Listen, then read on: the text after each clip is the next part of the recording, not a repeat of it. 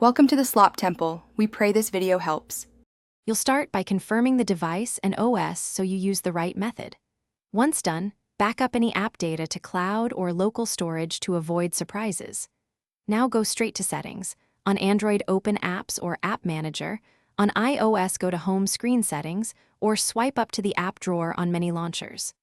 Don't pause, find the app you want to remove from the display and tap it to reveal the available actions. You'll decide whether to uninstall, disable, or simply hide the app. If it's a user app, hit uninstall. If it's pre-installed, use disable or hide. Once you've tapped the app, long press the icon for quick remove from home or open app info for uninstall and disable buttons. If you use a custom launcher, go into launcher settings and add the app to hidden apps. Make sure to revoke unnecessary permissions and confirm actions so the app no longer appears on your display. You should finish by restarting the device to let changes settle and then inspect home screens, folders, and the app drawer to confirm removal. If icons persist, clear the launcher cache or the app cache and check device administrator settings or work profiles that might reprovision apps.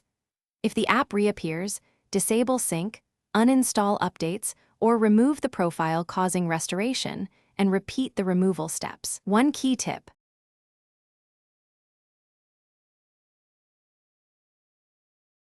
Thanks for watching. Consider subscribing if we helped you.